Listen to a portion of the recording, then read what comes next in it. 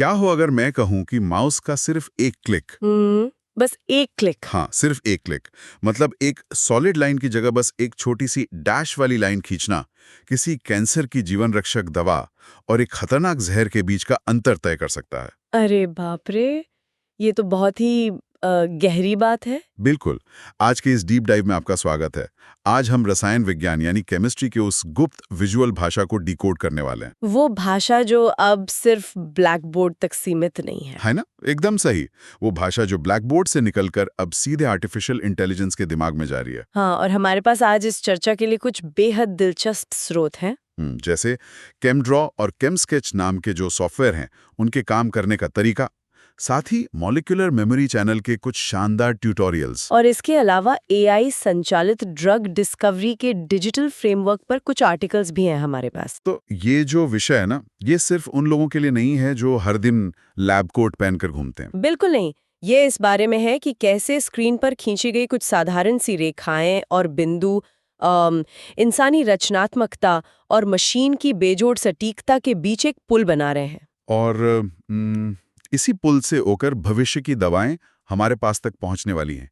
तो चलिए बिना किसी देरी के इसे डिकोड करते हैं। हाँ, शुरू करते हैं। तो जब मैं इन स्रोतों को खंगाल रहा था तो मुझे लगा जैसे मैं परमाणुओं और अणुओं के लिए बने किसी खास MS पेंट या फोटोशॉप के बारे में पढ़ रहा हूँ। MS paint? अच्छा, वो कैसे?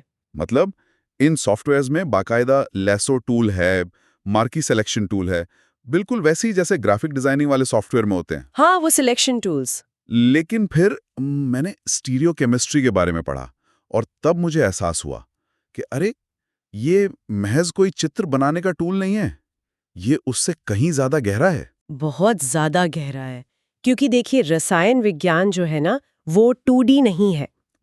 3D है। बिल्कुल, ये पूरी तरह से 3D है। लेकिन हमारी जो कागज है या कंप्यूटर की स्क्रीन है, वो तो पूरी तरह से फ्लैट यानी चपटी होती है। हाँ, स्क्रीन तो 2D होती है। तो अब सवाल ये है कि एक फ्लैट स्क्रीन पर आप ये कैसे दिखाएंगे कि कोई अणु आपकी तरफ बाहर आ रहा है या फिर स्क्रीन के पीछे की तरफ जा रहा है। सोचने वाली बात है। यहीं पर स्टीरियो केमिस्ट्री काम आती है। केमड्रॉ जैसे सॉफ्टवेयर में सिर्फ एक सीधी रेखा खींचना काफी नहीं होता है। तो फिर वो क्या करते हैं? इसके लिए विशेष बॉन्ड्स का इस्तेमाल होता है, जैसे कि वेज बॉन्ड। Veg bond? हाँ, जो एक गाढ़े उभरते हुए त्रिकोण की तरह दिखता है, ये बताने के लिए कि परमाणु स्क्रीन से निकलकर आपकी ओर आ रहा है। अच्छा, मतलब वो सॉलिड वाला। हाँ, और दूसरा होता है डैश बॉन्ड, जो टूटी हुई रेखाओं की तरह होता है। जैसे छोटी छोटी कटी हुई लाइंस। नहीं, ये एक बहुत ही मजेदार बात है, लेकिन उसका एक बहुत ही विशिष्ट वैज्ञानिक काम है। अच्छा, क्या काम है? वेवी बॉन्ड का इस्तेमाल तब होता है जब हमारे पास कायरल सेंटर पर अलग-अलग संरचनाओं का मिश्रण होता है। हाँ, रुके। ये कायरल सेंटर क्या है? अगर मैं इसे अपने हाथों से समझना चाहूँ तो कैसे समझूंगा? हाथ इसका सबसे बेहतरीन उदाहरण है। अपने बाएं और दाएं हाथ को देखिए। हाँ, देख रहा हूँ। ये दोनों एक दूसरे के दर्पण प्रतिबिंब है, मतलब मिरर इमेज। शीशे में आपका बायां हाथ बिल्कुल दाएं जैसा दिखेगा, है ना? हाँ, बिल्कुल। लेकिन अगर आप बाएं हाथ को सीधे दाएं हाथ के ऊपर रखने की कोशिश करें तो क्या होगा? अंगूठे अलग-अलग दिशाओं में चले जाएंगे। एकदम सही। वे एक दूसरे पर पूरी तरह से फिट यानी सुपर इम्पोज नहीं हो सकते। अणुओं में भी बिल्कुल ऐसा ही होता है। मतलब एक ही अणु के दो अलग-अलग रूप हो सकते हैं? हाँ, जो शीशे में एक जैसे दिखते हैं, लेकिन असल में 3D स्पेस में अलग होते हैं। इन्हें R और S कॉन्फ़िगरेशन कहा जाता है। अच्छा, तो R और S। और वो जो वेवी बॉन्ड था ना, वो बस ये बताता है कि यहाँ R और S दोनों का मिश्रण मौजूद है। हमें पक्का नहीं पता कि कौन सा है। यार, ये तो बहुत ही शानदार कॉन्सेप्ट है। हाँ। और इसी से मुझे हमारे स्रोत सामग्री का वो हिस्सा याद आ रहा है जहाँ L-एलेनाइन का उदाहरण दिया गया था। हाँ, L-एलेनिन बहुत जरूरी अमीनो एसिड है। ट्यूटोरियल में बताया गया था कि मानव शरीर में पाए जाने वाले सभी अमीनो एसिड L प्रकार के होते हैं। बिल्कुल। और अगर हम उसी R और S प्रणाली की बात करें जो आपने अभी बताई, तो इंसानों में पाए जाने वाले सभी अमीनो एसिड S कॉन्फ़िगरेशन वाले होते हैं। हाँ, ज्यादातर ऐसे ही होते हैं। लेकिन सिवाय एक के सिस्टीन, इसका एकमात्र अपवाद है। सिस्टीन S नहीं R होता है। मैं सोच रहा था ऐसा क्यों? ये सवाल बहुत से लोगों को परेशान करता है। क्या सिस्टीन की 3D बनावट बाकियों से बहुत अलग होती है? ये सच में एक बहुत ही लाजवाब सवाल है, लेकिन इसका जवाब उसकी बनावट में नहीं है। तो फिर कहाँ है? इसका जवाब रसायन विज्ञान के नामकरण के नियमों में छिपा है। शारीरिक रूप से या ज्योमेट्री के हिसाब से देखें तो सिस्टीन बिल्कुल बाकी अमीनो एसिड्स की तरह ही दिखता है।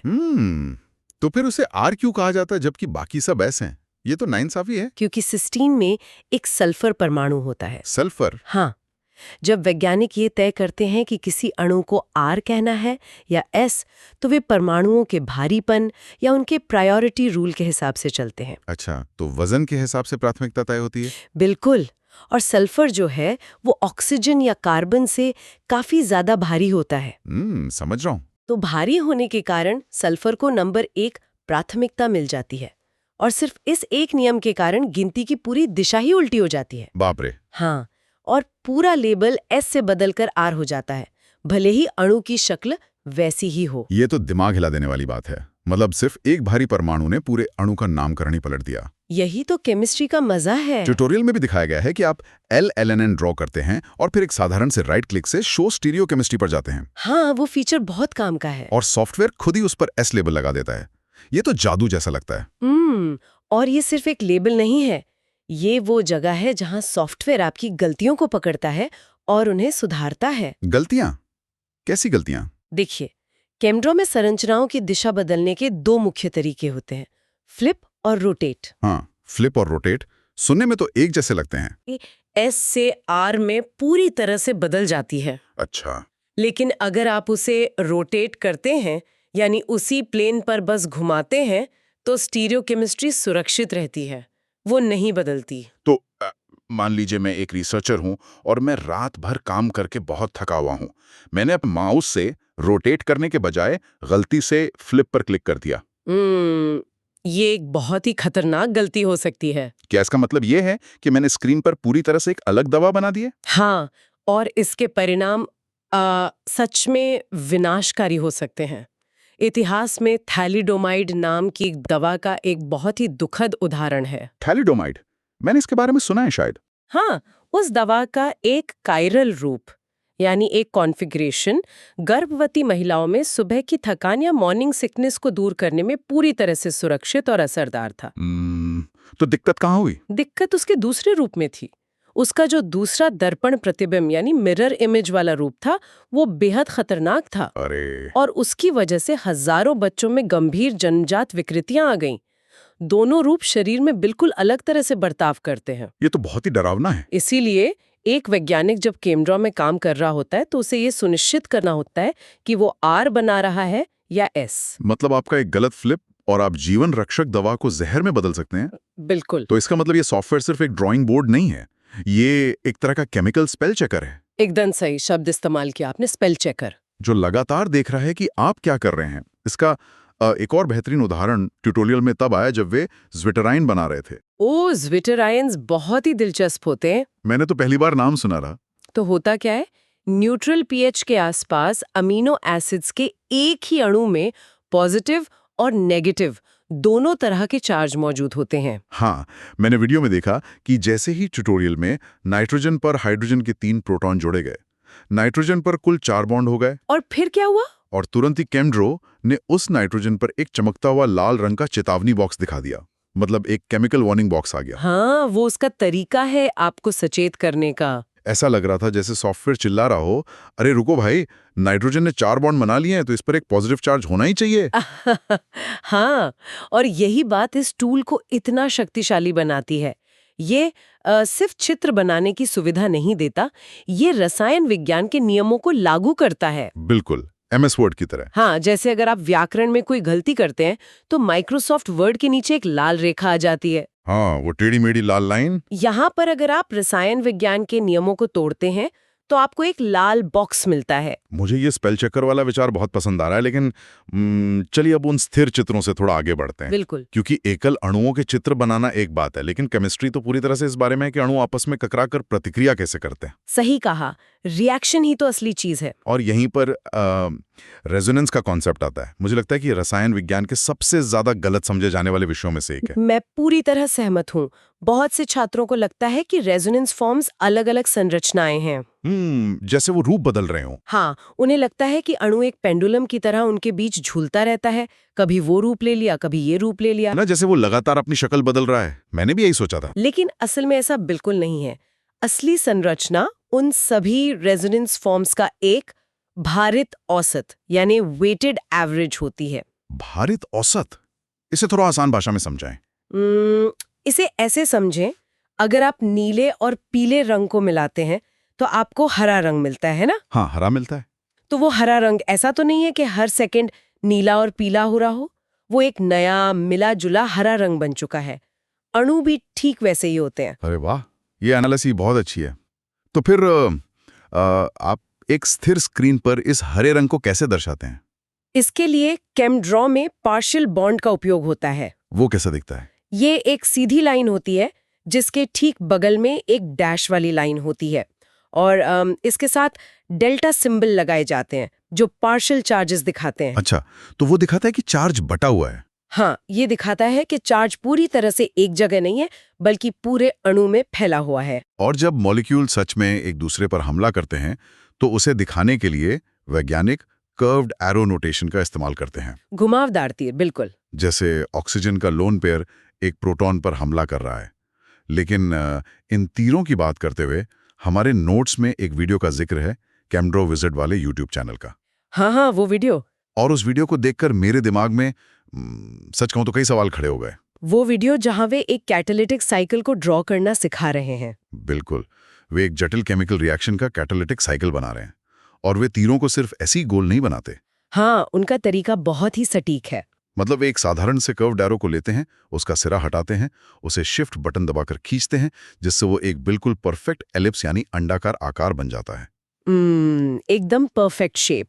फिर वे अणुओं को डुप्लीकेट करते हैं और उन्हें एकदम सटीक अलाइनमेंट में जोड़ने के लिए कीबोर्ड शॉर्टकट Ctrl+J दबाते हैं। ये शॉर्टकट्स बहुत समय बचाते हैं। मेरा मतलब है, मैं हैरान हूं, एक वैज्ञानिक को इस बात की इतनी परवाह क्यों होनी चाहिए कि उसका कैटालिटिक साइकिल एकदम परफेक्ट एलिप्स के आकार का हो। आपको लग रहा होगा कि ये क्या हो रहा है? हाँ, क्या ये बहुमूल्य रिसर्च के समय की बर्बादी नहीं है? क्या विज्ञान में सच में इस बात से फर्क पड़ता है कि आपका तीर थोड़ा सा टेढ़ा है? आपका सवाल बिल्कुल जायज है। ऊपर से देखने पर किसी को भी लग सकता है कि वैज्ञानिक रिसर्च छोड़कर ग्राफिक डिजाइनर बनने की कोशिश कर रहे हैं। वही तो। लेकिन इसके पीछे एक बहुत बड़ा कारण है और वो कारण है विज्ञान में संचार यानी कम्युनिकेशन की स्पष्टता। स्पष्टता? हाँ, आपने ट्यूटोरियल में एक खास सेटिंग के बारे में सुना होगा, अमेरिकन केमिकल सोसाइटी या ACS 1996 डॉक्यूमेंट सेटिंग्स। हाँ, उन्होंने कहा था कि कैमड्रॉ खोलते ही सबसे पहले यही सेटिंग लागू करनी चाहिए। लेकिन ऐसा क्यों? देखिए, जब आप डिफ़ॉल्ट रूप से स्क्रीन पर कुछ बनाते हैं तो परमाणुओं का आकार, बॉन्ड्स की लंबाई और तीरों का घुमाव एक दूसरे के अनुपात में सही नहीं होता। अच्छा, वो रैंडम होता है। हाँ, तो ACS 1996 सेटिंग्स उस अनुपात को एक वैश्विक मानक या ग्लोबल स्टैंडर्ड पर सेट करती हैं। सोचिए, एक जटिल रासायनिक प्रक्रिया किसी रेसिपी की तरह होते हैं। खाने की रेसिपी। हाँ, अगर मैं आपको एक रेसिपी दूं जो बहुत ही गंदी लिखावट में लिखी हो, जहां मात्राएं बिल्कुल साफ नहीं है, तो क्या आप सही डिश बना पाएंगे? अरे नहीं, मैं तो शायद नमक की जगह चीनी डाल दूं। बिल्कुल। विज्ञान में भी ऐसा ही होता है। एक खराब बना हुआ कैटालिटिक साइकिल या गलत दिशा में मुड़ा हुआ एक तीर दूसरे देश में बैठे किसी शोधकर्ता को पूरी तरह से गलत निष्कर्ष पर पहुंचा सकता है। तो कंफ्यूजन हो सकता है। वो सोच सकता है कि हमला ऑक्सीजन से हो रहा है, जबकि असम में हमला नाइट्रोजन से हो रहा था। ये सिर्फ सुंदरता की बात नहीं है, ये शोर या नॉइज को खत्म करने की बात है। बहुत ही शानदार नजरिया है। मतलब जब आपकी भाषा इतनी जटिल होती है तो आपकी लिखावट का स्पष्ट होना और भी ज्यादा जरूरी हो जाता है। एकदम सही। और मुझे लगता है कि ये स्पष्टता सिर्फ इंसानों के लिए जरूरी नहीं है। यहीं पर हम इस डीप डाइव के सबसे बड़े और सबसे रोमांचक हिस्से पर आते हैं। Artificial intelligence. बिल्कुल, कि कैसे ये सब AI से जुड़ता है। हमारे स्रोत digital frameworks for AI driven drug discovery से ये साफ होता है कि ये सिर्फ दुनिया भर के वैज्ञानिकों के आपस में बात करने का तरीका नहीं है। हाँ, ये मशीनों से बात करने का तरीका है। पारंपरिक रूप से अगर देखा जाए तो किसी नई दवा को खोजने में कितना समय लगता है? पारंपरिक रूप से लैब में किसी नई दवा को खोजने और उसे बाजार तक लाने में औसतन 10 से 15 साल लग जाते हैं। 10 से 15 साल? और अरबों डॉलर खर्च होते हैं। लेकिन आज एआई एल्गोरिदम इस प्रक्रिया में लगने वाले समय को सालों से घटाकर महीनों या हफ्तों में बदल रहे हैं। ये तो किसी चमत्कार से कम नहीं है। एआई पैटर्न पहचानता है और ऐसे नए यौगिकों या नोवेल कंपाउंड्स का सुझाव देता है जो शायद किसी इंसान के दिमाग में तुरंत ना आए। लेकिन एआई तो कोई रसायन विज्ञानी नहीं है ना? नहीं, वो इंसान थोड़ी है। वो खुद से तो एक बीकर लेकर लैब में नहीं जा सकता और केमिकल्स नहीं मिला सकता। उसे तो डेटा चाहिए। सही कहा। और एआई को सिर्फ डेटा नहीं, बिल्कुल सटीक हाई क्वालिटी डेटा चाहिए। और यहीं पर हमारे ये सॉफ्टवेयर आते हैं। हाँ, यहीं पर केमड्रॉ और केम स्केच जैसे सॉफ्टवेयर अनुवादक यानी ट्रांसलेटर्स का काम करते हैं। वे इंसानों की इस 3D दृश्य भाषा को उस मशीन पठनीय डेटा में बदलते हैं जिसे एआई समझ सके। तो ये ठीक गूगल ट्रांसलेट की तरह काम कर रहा है? गूगल ट्रांसलेट कैसे?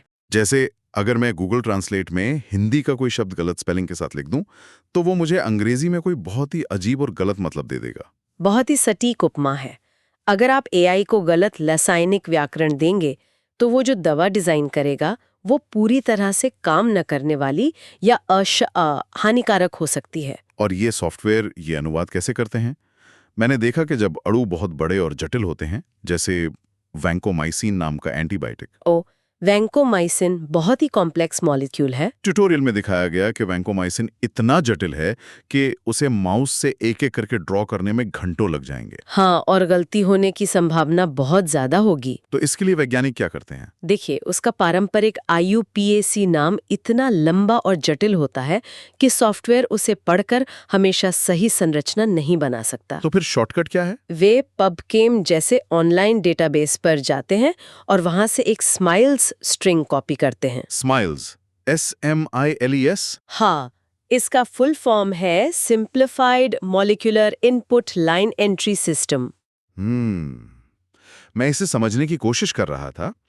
क्या मैं इसे एक लेगो घर के निर्देश की तरह मान सकता हूँ? लेगो का उदाहरण ये बहुत अच्छा है। इसे थोड़ा और विस्तार से समझाइए। जैसे मान लीजिए मुझे आपको एक टेक्स्ट मैसेज के जरिए बताना है कि एक लेगो महल कैसे बनाया जाए। मैं आपको महल की तस्वीर नहीं भेज सकता। ठीक है। तो मैं लिखूंगा लाल ब्लॉक जुड़ा है नीले ब्लॉक से और उसके ऊपर है हरा त्रिकोण। स्माइल स्ट्रिंग परमाणुओं के लिए बिल्कुल यही करती है ना? हाँ, बिल्कुल यही करती है। वो पूरे 3D महल को, पूरे अणु को सिर्फ टेक्स्ट की एक लाइन में बदल देती है जिसमें ब्रैकेट और सिंबल होते हैं। आपने इसे बिल्कुल सही पकड़ा।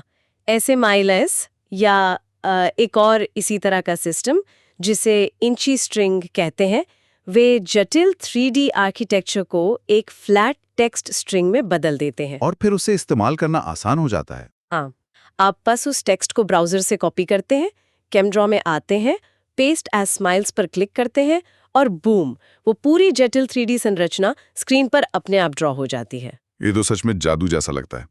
लेकिन अगर मैं इसे AI के नजरिया से देखूं, तो क्या AI इन स्माइल स्ट्रिंग्स को ही पढ़ता है? हाँ, मशीन लर्निंग मॉडल्स इसी टेक्स्ट आधारित डेटा को प्रोसेस करते हैं। वे एक दो नहीं, लाखों करोड़ों स्माइल स्ट्रिंग्स का विश्लेषण करते हैं। तो डेटा तो बहुत सारा होता है। और यहीं पर हमारी वो गार्बेज इन गार्बेज आउट वाली बात आती है। अगर आपके केमड्रा में शुरुआत में ही स्टीरियोकेमिस्ट्री गलत थी, मतलब अगर मैंने रोटेट की जगह फ्लिप कर दिया था, बिल्कुल, तो जो स्माइल स्ट्रिंग बनेगी वो गलत होगी। ओहो, मतलब अगर मैंने डैश बॉन्ड की जगह वेज बॉन्ड बना दिया तो मेरा लेगो महल का निर्देश पूरी तरह से बदल जाएगा। एकदम सही। और जब आप वो गलत निर्देश एआई को देंगे तो एआई उसी कचरे के आधार पर नई रासायनिक प्रतिक्रियाओं की भविष्यवाणी करेगा। तो सारा काम खराब हो जाएगा। इसीलिए हम जिस स्पेल चेकर और उन परफेक्ट अंडाकार तीरों की बात कर रहे थे, वो महज कोई कलात्मक शौक नहीं है। वे ये सुनिश्चित करते हैं कि हम एआई को जो ट्रेनिंग डेटा दे रहे हैं वो एकदम शुद्ध हो, ताकि कोई गलती की गुंजाइश न रहे। हाँ, ताकि अमेरिका में बैठा एक वैज्ञानिक, भारत में बैठी एक रिसर्च टीम और यूरोप का एक सर्वर सभी एक ही डिजिटल भाषा में बिना किसी शोर के बात कर सके। ये सच में रोंगटे खड़े कर देने वाला है। मतलब वो लाल रंग का चेतावनी बॉक्स जो बता रहा था कि नाइट्रोजन पे बहुत ज्यादा बॉन्ड है, वो वास्तव में किसी दवा को फेल होने से बचा रहा है। बिल्कुल। सुनने वालों के लिए जानना बहुत जरूरी है कि ये सिर्फ एक साधारण टूल नहीं है, ये सीधे तौर पर हमारी स्वास्थ्य सेवाओं से जुड़ा है। हाँ, जो दवाएं भविष्य में हमारी स्थानीय फार्मेसी में उपलब्ध होंगी या कैंसर से लड़ने के लिए जो नए मॉलिक्यूल बनेंगे, वे इन्हीं डिजिटल प्लेटफॉर्म्स के कारण तेजी से बाजार में आ सकेंगे। इसमें कोई शक नहीं है। ये डिजिटल फ्रेमवर्क दुनिया भर के वैज्ञानिकों को सहयोग करने और एआई की शक्ति का उपयोग करने में सक्षम बना रहा है। हम हफ्तों का काम अब घंटों में कर सकते हैं। लेकिन कुछ चुनौतियां भी तो होंगी ना? बेशक, इसमें अभी भी चुनौतियां हैं। सबसे बड़ी चुनौती ये है कि जीव विज्ञान बेहद जटिल है। मतलब शरीर के अंदर की दुनिया। हाँ, एक अणु कागज पर या स्क्रीन पर बहुत अच्छा लग सकता है और एआई कह सकता है कि ये एकदम परफेक्ट दवा है। लेकिन असल जिंदगी में? लेकिन जब वो अणु मानव शरीर के अंदर जाता है, जहां हजारों प्रोटीन, एंजाइम और कोशिकाएं एक साथ काम कर रही हैं, तो वो कैसे बर्ताव करेगा, इसकी भविष्यवाणी करना आज भी अविश्वसनीय रूप से जटिल है। शरीर कोई खाली बीकर तो है नहीं। हाँ, हमारे शरीर के अंदर की दुनिया किसी भी सॉफ्टवेयर से कहीं ज्यादा डायनामिक और रहस्यमयी है। लेकिन जैसे जैसे ये सॉफ्टवेयर अधिक उन्नत होंगे और हमारे पास और भी बेहतर और सटीक डेटा सेट होंगे, एआई की मानव शरीर की जटिलताओं को समझने की क्षमता भी बढ़ती जाएगी। इस पूरी चर्चा ने मुझे विज्ञान के एक नए युग के मुहाने पर लाकर खड़ा कर दिया है। हमने शुरुआत इस बात से की थी कि कैसे रसायन विज्ञानी अपनी अलग भाषा का इस्तेमाल करते हैं। हाँ, रेखाओं, वेज, डैश और बिंदुओं की भाषा। और कैसे केमड्रॉ और केमस्केच उन्हें इस स्क्रीन पर सटीकता से लिखने में मदद कर रहे हैं ताकि एआई उसे पढ़ सके। लेकिन इसे देखकर मेरे मन में एक बहुत ही गहरा और थोड़ा सा डरावना सवाल पैदा हो रहा है। डरावना सवाल? वो क्या? आज की स्थिति ये है कि वैज्ञानिक केमड्रॉ में अणु बनाते हैं, उसे डेटा में बदलते हैं और एआई उस मौजूदा संरचना को समझकर नई दवाओं का अनुमान लगाता है। हाँ, अभी तो ऐसे ही होता है। यानी इंसान अभी भी उस भाषा का लेखक है, लेकिन भविष्य में क्या होगा? क्या ऐसा समय आएगा जब इंसानी वैज्ञानिकों को अणु ड्रॉ करने की जरूरत भी नहीं पड़ेगी? ये एक बहुत ही विचारोत्तेजक दिशा है। मेरा मतलब है, क्या ऐसा हो सकता है कि भविष्य में एक वैज्ञानिक सिर्फ मशीन के सामने बैठे और उसे किसी नई बीमारी जैसे किसी नए वायरस के जैविक तंत्र की जानकारी दे दे? और मशीन बिना किसी इंसानी मदद के, बिना किसी लस्सो टूल या स्टेरियोकेमिस्ट्री सेटिंग्स के खुद ब खुद पूरा का पूरा नया केमिकल कैनवस तैयार कर दे? क्या वो दिन आएगा जब मशीन खुद ही उस विजुअल भाषा में बिना इंसान के दखल के सोचना और लिखना शुरू कर देगी? यह एक ऐसी संभावना है जो विज्ञान कथा और वास्तविक भविष्य के बीच की रेखा को बहुत धुंधला कर देती है। अगर एआई खुद मॉलिक्यूलर डिजाइनर बन गया तो रसायन विज्ञान का पूरा स्वरूप ही बदल जाएगा। और शायद तब हमें उन परफेक्ट अंडाकार तीरों को बनाने की चिंता भी नहीं करनी पड़ेगी। हाँ, शायद नहीं। इसी विचार के साथ हम आज के इस डीप डाइव को यहीं समाप्त करते हैं। परमाणुओं की भाषा से लेकर एआई के दिमाग तक के सफर में हमारे साथ जुड़ने के लिए बहुत बहुत धन्यवाद। सीखते रहिए और हमेशा ये सवाल पूछते रहिए कि अगली रेखा कौन खींचने वाला है, इंसान या मशीन।